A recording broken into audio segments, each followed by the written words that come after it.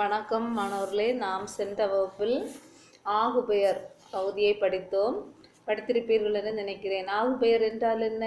ஒன்றின் இயற்பெயர் அதனோடு தொடர்புடைய மற்றொன்றுக்கு தொன்று தொட்டு ஆகி வருவது ஆகுபெயர் எனப்படும். ஒன்றின் இயற்பெயர் அதனோடு தொடர்புடைய மற்றொன்றிற்கு தொன்று தொட்டு ஆகி வருவது ஆகுபெயர் எனப்படும். இந்த ஆகுபெயர் எத்தனையாக வகைப்படுத்தப்பட்டுள்ளன? 16ஆக வகைப்படுத்தப்பட்டுள்ளன. இதில் எத்தனை ஆகுபெயர் நாம் படித்தோம்? சென்ற வகுப்பில் 8 ஆகுபெயர் படித்தோம். இதெல்லாம் ஞாபகம் இருக்கிறதா? பொருள் ஆகுபெயர், இட ஆகுபெயர், கால ஆகுபெயர், சினை ஆகுபெயர், பண்பு ஆகுபெயர், தொழில் ஆகுபெயர், கருவி ஆகுபெயர், காரிய ஆகுபெயர். பொருள் ஆகுபெயருக்கு இன்னொரு பெயர் என்னது? முதலாகு பெயர். எடுத்துக்காட்டு என்னது? முல்லையை தொடுத்தாள், அதாவது முதற் பொருளாகிய முல்லை கொடி அதன் சினை உறுப்பாகிய பூவுக்கு ஆகி வந்தது. இரண்டாவது ஆகுபெயர் என்னது? இட ஆகுபெயர். இட ஆகுபெயருக்கு எடுத்துக்காட்டு வகுப்பறை சிரித்தது. வகுப்பறை என்னும் இடப்பெயர் அங்குள்ள மாணவர்களுக்கு ஆகி வந்தது. மூன்றாவது என்ன படித்தோம்? கால ஆகுபெயர். எடுத்துக்காட்டு என்னது? கார் அறுத்தான். கார் என்னும் காலப்பெயர் அக்காலத்தில் விளையும் பயிருக்கு ஆகி வந்துள்ளது. அதுக்கு அடுத்து சினை ஆகுபெயர். எடுத்துக்காட்டு மரங்கொழுந்து நட்டான். சினை ஆகுபெயர் அதாவது மரங்கொழுந்து என்னும் சினை உறுப்பு பெயர் அதன் செடிக்கு ஆகி வந்துள்ளது. மஞ்சள் பூசினாள், அது என்ன ஆகுபெயர்? பண்பு ஆகுபெயர். மஞ்சள் என்னும் பண்பு அவ்வண்ணத்தில் உள்ள கிழங்குக்கு ஆகி வந்தது. தொழில் ஆகுபெயர். எடுத்துக்காட்டு என்னது? வற்றல் தின்றான். வற்றல் என்னும் தொழிற்பெயர் வற்றிய உணவுப் பொருளுக்கு ஆகி வந்தது. கருவி ஆகுபெயர். எடுத்துக்காட்டு வானொலி கேட்டு மகிழ்ந்தனர். வானொலி என்னும் கருவி அதன் காரியமாகிய நிகழ்ச்சிகளுக்கு ஆகி வந்தது. காரிய ஆகுபெயர். எடுத்துக்காட்டு பைங்குள் வளர்ந்தது. கூழ் என்னும் காரியம் அதன் கருவியாகிய பயிருக்கு ஆகி வந்தது. இவ்வளவு நாம் சென்ற வகுப்பில் படித்தோம். சரிங்களா? இன்றைக்கு நாம் அடுத்து படிக்க போகக்கூடிய ஆகுபெயர் கருத்தா ஆகுபெயர். கருத்தா ஆகுபெயர் அப்படின்னா கருத்துக்கு ஆகி வரக்கூடிய பெயர். அதாவது எடுத்துக்காட்டு என்ன கொடுத்துருக்காங்கன்னா, அறிஞர் அண்ணாவை படித்திருக்கிறேன். அறிஞர் அண்ணாவை படித்திருக்கிறேன் அப்படி என்றால் அறிஞர் அண்ணா என்னும் கருத்தாவின் பெயர் அவர் இயற்றிய நூல்களுக்கு ஆகி வருகிறது. அதாவது அறிஞர் அண்ணாவை படித்திருக்கிறேன். அறிஞர் அண்ணா இயற்றிய நூல்களை தான் நம்ம என்ன செய்திருக்கோம்? படித்திருக்கிறோம். அந்த நூல்களுக்கு ஆகி வந்துள்ளது. அதாவது திருவள்ளுவரை படித்தேன் அப்படி என்று கூறலாம். திருவள்ளுவரை படித்தேன் என்ன? திருவள்ளுவரை நாம் படிக்க மாட்டோம். திருவள்ளுவர் இயற்றிய நூலாகிய திருக்குறளை நான் படித்திருக்கிறேன். அதுதான் அதனுடைய பொருள். அந்த நூலுக்கு ஆகிய கர்த்தாவினுடைய பெயர் அவர் இயற்றிய நூலுக்கு ஆகி வந்ததால் அது என்ன பெயர்? கர்த்தாகு பெயர். இப்ப கர்த்தாகு பெயர் என்றால் என்ன? அதாவது கர்த்தாவின் பெயர் அவர் இயற்றிய நூல்களுக்கு ஆகி வருவது. எடுத்துக்காட்டு என்னது? அறிஞர் அண்ணாவை படித்திருக்கிறேன். அறிஞர் அண்ணாவை படித்திருக்கிறேன் என்றால் அந்த அறிஞர் அண்ணாவுடைய படிக்கவில்லை, அவர் இயற்றிய நூல்களை படித்திருக்கிறேன் என்று பொருள். அதற்கு அடுத்த ஆகுபெயர் எண்ணல் அளவை ஆகுபெயர். அடுத்த ஆகுபெயர் என்னது? எண்ணல் அளவை ஆகுபெயர். எண்ணு பெயருக்கு ஆகி வரக்கூடியதா என்னது? எண்ணல் அளவை ஆகுபெயர். அதாவது ஒன்று என்னும் எண்ணு பெயர் அவ்வெண்ணுக்கு தொடர்புடைய குழந்தைகளுக்கு ஆகி வருவது. அதாவது எடுத்துக்காட்டு என்ன கொடுத்துருக்காங்கன்னா, ஒன்று பெற்றால் ஒளிமயம். அது ஒன்று பெற்றால் அந்த ஒன்று என்று சொல்லக்கூடிய பெயர் எண்ணு பெயர். அது ஒரு குழந்தை இருந்தால் ஒளிமயமாக வாழலாம் என்பது பொருள். அது ஒன்று பெற்றால் அந்த ஒன்று என்று சொல்லக்கூடியது அந்த குழந்தைக்கு ஆகி வந்ததால் அது என்ன ஆகுபெயர்? எண்ணல் அளவை ஆகுபெயர். அதாவது தலைக்கு ஒரு மாம்பழம் கொடு, தலைக்கு ஒரு மாம்பழம் கொடு அப்படின்னா அங்க இருக்கக்கூடியவங்களுக்கு எல்லாருக்குமே என்ன செய்யுங்க? ஒரு மாம்பழம் கொடுங்க அப்படின்னு சொல்லலாம். அதான் எண்ணிக்கையை குறித்து வரக்கூடியதான் எண்ணல் அளவை ஆகுபெயர். அடுத்ததாக நாம் படிக்க போகக்கூடிய ஆகுபெயர் எடுத்தல் அளவை ஆகுபெயர். எடுத்தல்னா எடுத்து அளக்கக்கூடியது. அது எந்த அளவில் வரும் என்றால் கிலோ அளவில் வரக்கூடிய ஆகுபெயர். கிலோ அளவை அதாவது நிறுத்தி அளக்கக்கூடியது. அதாவது எடுத்துக்காட்டு 2 கிலோ கொடு. 2 கிலோ கொடு என்றால் நிறுத்தி அளக்கும் எடுத்தல் என்னும் அளவை பெயர் அவ்வளவையுள்ள பொருளுக்கு ஆகி வந்துள்ளது. அது 2 கிலோ கொடுன்னா அந்த கிலோ கணக்குல எதெல்லாம் பொருட்கள் அளக்குறாங்களோ, எதெல்லாம் பொருட்களை நமக்கு நிறுத்து கொடுக்குறாங்களோ அந்த பொருட்களுக்கு ஆகி வரக்கூடியதான் என்னன்னா இந்த எடுத்தல் அளவை ஆகுபெயர். இப்போ எடுத்தல் அளவை ஆகுபெயர் என்றால் என்ன? எடுத்து அளக்கக்கூடிய அளவை பெயருக்கு ஆகி வருவது. எடுத்துக்காட்டு என்னது? 2 கிலோ கொடு. விளக்கம்: நிறுத்தி அளக்கும் எடுத்தல் என்ன அளவை பெயர், அவ்வளவை உள்ள பொருளுக்கு ஆகி வந்தது. அடுத்து நாம் படிக்க போகக்கூடிய ஆகுபெயர் முகத்தல் அளவை ஆகுபெயர். முகத்தல் என்றால் லிட்டர் கணக்கில் அளக்கக்கூடிய அளவை ஆகுபெயரை குறிக்கும். முகந்து அளக்கக்கூடியது. 1/2 லிட்டர் வாங்கு, 1/2 லிட்டர் வாங்கு அப்படி என்றால் முகந்து அளக்கு. லிட்டரை எப்படி முகந்து அளந்து கொடுப்பாங்க. முகந்து அளக்கும் முகத்தல் அளவை பெயர் அவ்வளவையுள்ள பொருளுக்கு ஆகி வந்துள்ளது. முகந்து அளக்கும் முகத்தல் அளவை பெயர் அவ்வளவையுள்ள பொருளுக்கு ஆகி வந்துள்ளது. முகத்தல் அளவை ஆகு பெயர் என்றால் என்ன? முகந்து அளக்கக்கூடிய அளவை பெயருக்கு ஆகி வரக்கூடியது. எடுத்துக்காட்டு: 1/2 லிட்டர் வாங்கு. அதாவது முகந்து அளக்கும் முகத்தல் அளவை பெயர் அவ்வளவையுள்ள பொருளுக்கு ஆகி வந்துள்ளது. கடைசியாக நாம் படிக்க போகக்கூடிய ஆகுபெயர் நீட்டல் அளவை ஆகுபெயர். நீட்டல் அளவுனா நீட்டி அளக்கக்கூடியது. நம்ம துணி கடைகளுக்கு எல்லாம் போயிருப்போம். அங்கே துணி தேவையான அளவை என்ன செய்வாங்க? நீட்டி அளந்து அளப்பாங்க. அந்த அளவை குறிக்கக்கூடியது நீட்டல் அளவை ஆகுபெயர். எடுத்துக்காட்டு: 5 மீட்டர் வெட்டினான். 5 மீட்டர் வெட்டினான். நீட்டி அளக்கும் நீட்டல் அளவை பெயர் அவ்வளவையுள்ள பொருளுக்கு ஆகி வந்துள்ளது. நீட்டி அளக்கும் நீட்டல் அளவை பெயர் அவ்வளவை உள்ள பொருளுக்கு ஆகி வந்துள்ளது. இப்போ நம்ம இன்னைக்கு எதெல்லாம் ஆகுபெயர் படித்தோம்? கருத்து ஆகுபெயர், எண்ணல் அளவை ஆகுபெயர், எடுத்தல் அளவை ஆகுபெயர், முகத்தல் அளவை ஆகுபெயர், நீட்டல் அளவை ஆகுபெயர். கருத்து ஆகுபெயர் என்றால் என்ன? அந்த கருத்தாவின் பெயருக்கு ஆகி வருவது. எடுத்துக்காட்டு: அறிஞர் அண்ணாவை படித்திருக்கிறேன். அறிஞர் அண்ணா என்னும் கருத்தாவின் பெயர் அவர் இயற்றிய நூல்களுக்கு ஆகி வருகிறது. அடுத்த ஆகுபெயர் என்னது? எண்ணல் அளவை ஆகுபெயர். எடுத்துக்காட்டு: ஒன்று பெற்றால் ஒளிமயம். ஒன்று பெற்றால் ஒளிமயம். ஒன்று எண்ணும் எண்ணு பெயர் அவ்வெண்ணுக்கு தொடர்புடைய குழந்தைக்கு ஆகி வருவது. ஒன்று எண்ணும் எண்ணு பெயர் அவ்வெண்ணுக்கு தொடர்புடைய குழந்தைக்கு ஆகி வருவது. அடுத்த ஆகுபெயர் எடுத்தல் அளவை ஆகுபெயர். எடுத்தல் அளவை ஆகுபெயர் இது எந்த அளவை குறிக்கும்னா கிலோ அளவை குறிக்கும். எடுத்துக்காட்டு: 2 கிலோ கொடு. 2 கிலோ கொடு. நிறுத்தி அளக்கும் எடுத்தல் என்னும் அளவை பெயர் அவ்வளவையுள்ள பொருளுக்கு ஆகி வந்தது. அதுக்கு அடுத்த ஆகுபெயர் என்னது? முகத்தல் அளவை ஆகுபெயர். முகத்தல் என்றால் எந்த அளவை குறிக்கும்? லிட்டர் அளவு. எடுத்துக்காட்டு என்னது? 1/2 லிட்டர் வாங்கு. முகந்து அளக்கும் முகத்தல் அளவை பெயர் அவ்வளவை உள்ள பொருளுக்கு ஆகி வந்துள்ளது. கடைசியான ஆகுபெயர் இது நீட்டல் அளவை ஆகுபெயர். நீட்டல்னா நீட்டி அளக்கக்கூடிய அளவை. அது எடுத்துக்காட்டு: 5 மீட்டர் வெட்டினான். 5 மீட்டர் வெட்டினான்.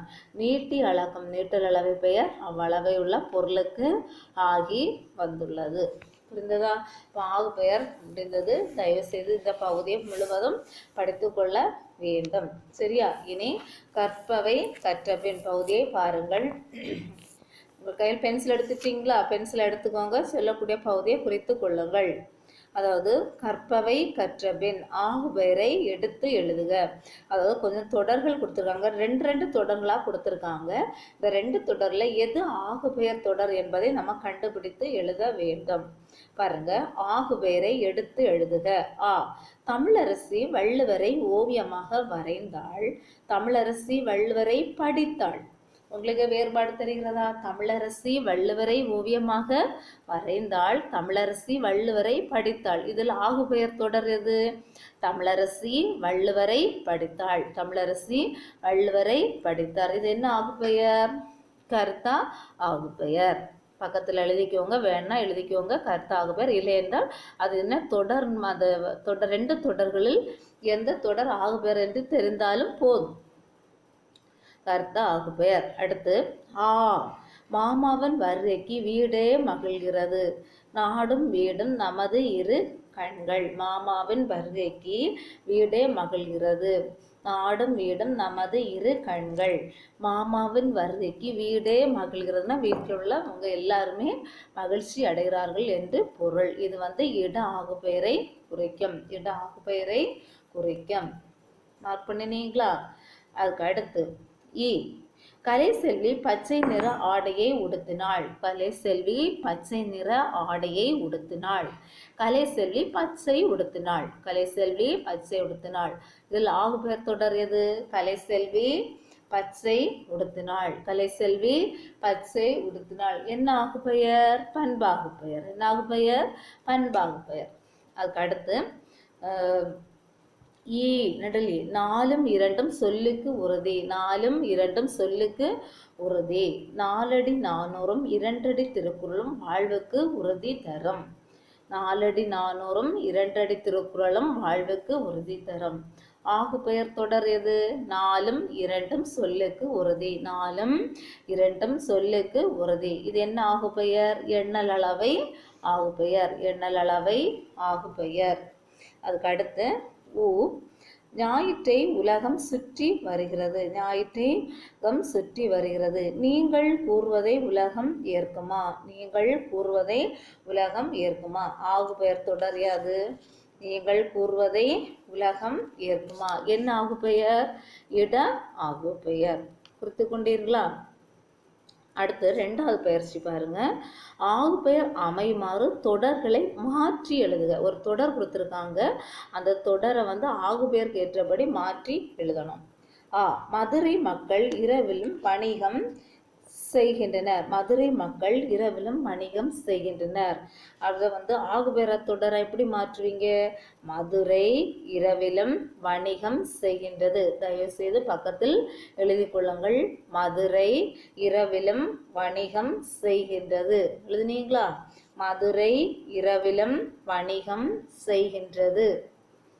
அதுக்கு அடுத்து நெடில் இந்திய வீரர்கள் எளிதில் வென்றனர். இந்திய வீரர்கள் எளிதில் வென்றனர். இந்தியா எளிதில் வென்றது.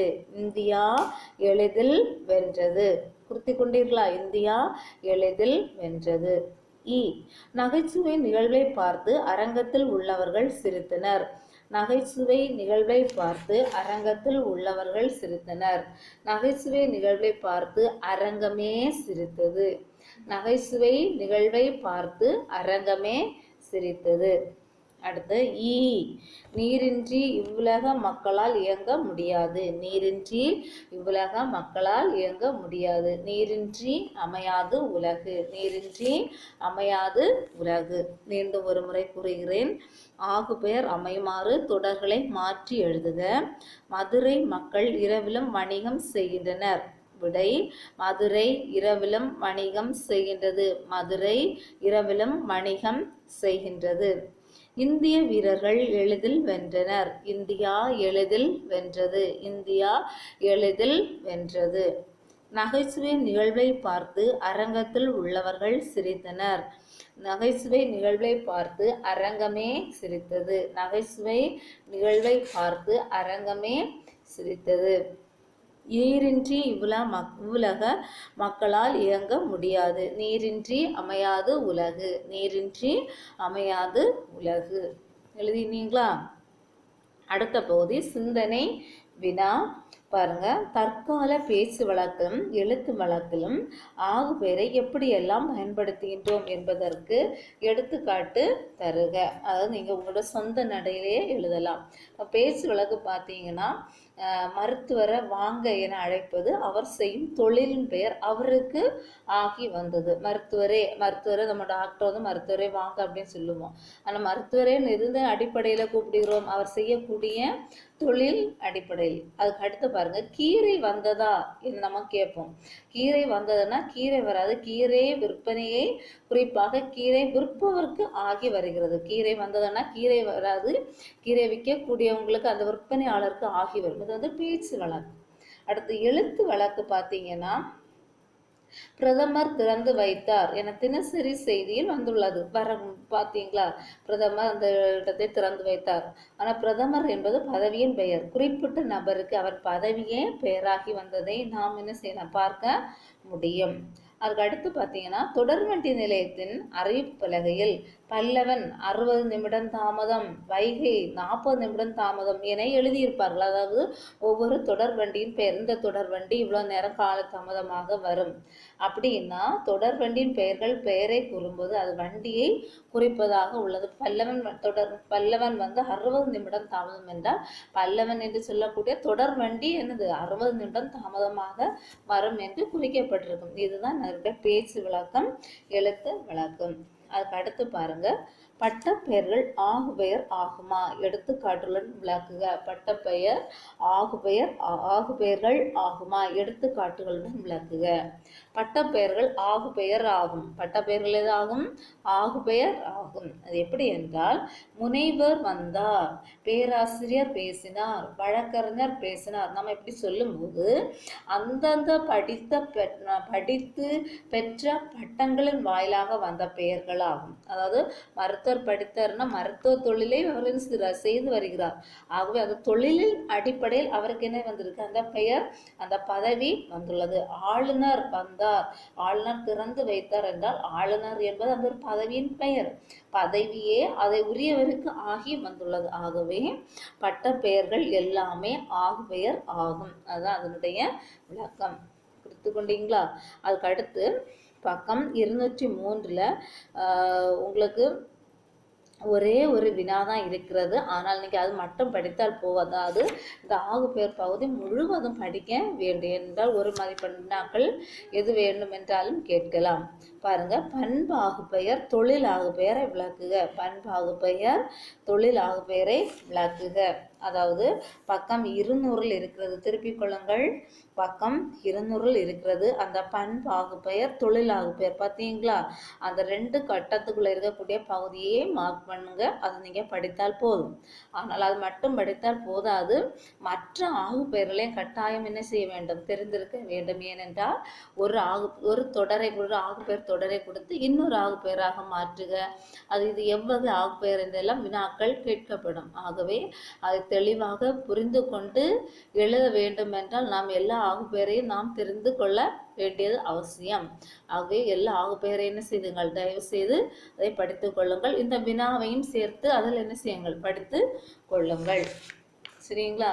மீண்டும் நாம் அடுத்த வகுப்பில் சந்திக்கலாம். நன்றி, வணக்கம்.